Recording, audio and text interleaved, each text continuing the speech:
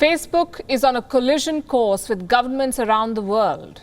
At last count, at least 7 governments were to initiate action against Facebook.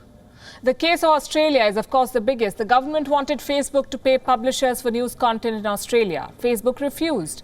Instead of paying for news, it removed news from its platforms. So if you're in Australia, you cannot share news on Facebook or Instagram anymore. Facebook has banned it. Now it has turned its attention to WhatsApp, a platform it owns. The same controversial privacy policies back. You might remember this prompt.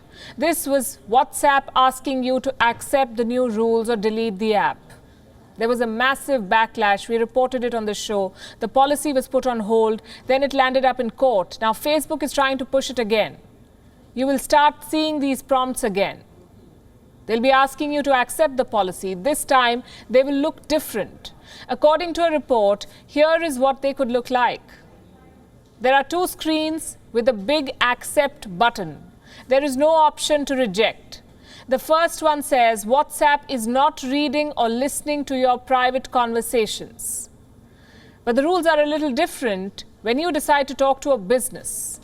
And this is the tricky part. WhatsApp will let you send messages to businesses, but they won't get the same level of privacy. What does that mean? Say you buy something on WhatsApp, pay a bill, or complain about a product or service. These messages or exchanges can potentially be monetized. They will not be treated as private conversations. Why does Facebook/WhatsApp want to read such messages? Because they stand to make money, and a lot of it. Data in business messages can be used to target ads on Facebook. Some of this data can also be stored on the servers of Facebook. What does that mean for you? Facebook will read your shopping preferences and it will send you targeted ads.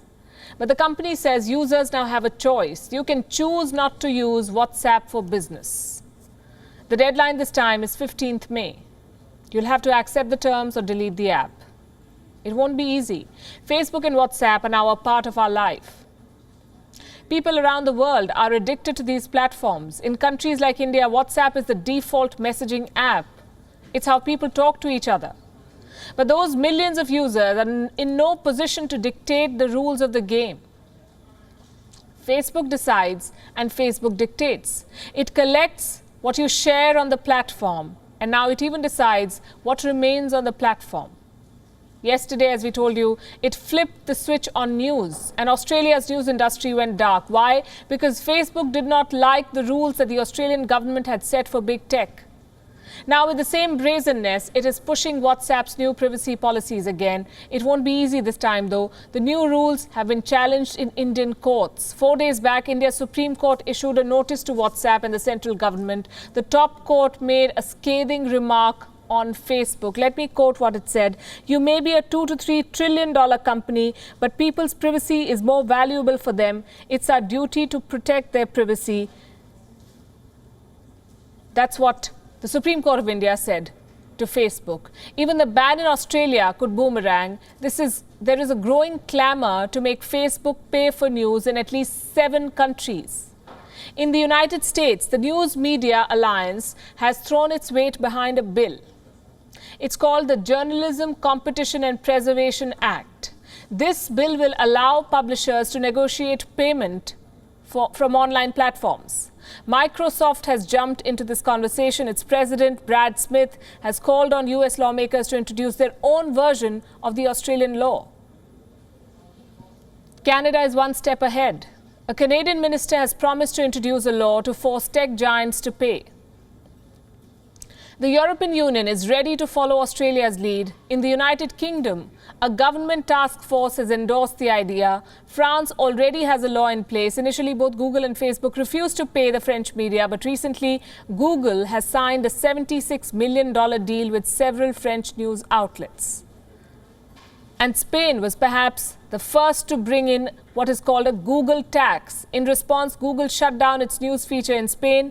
With the European Union ready to take the plunge now, it's only a matter of time before Facebook faces similar payment demands from Spain as well. Germany has been mulling some tough proposals. In 2016, the German government suggested that Facebook should pay $500,000 for every fake news post. In 2019, 4 major publishing houses joined hands to force big tech to pay. The number of governments cracking the whip on big tech is growing by the day. World leaders are seriously considering stringent policies. Australian Prime Minister Scott Morrison appeared before the media to defend the new law. He said he had discussed Facebook with at least 4 leaders. India's Prime Minister Narendra Modi, Canadian Prime Minister Justin Trudeau, French President Emmanuel Macron and the British Prime Minister Boris Johnson. He wrapped up by saying, and I'm quoting again, they're already going down this path. Like I said before, it's only a matter of time. Facebook will face the music in every country until it decides to mend its ways and stops bullying users and governments. WION is now available in your country. Download the app now and get all the news on the move.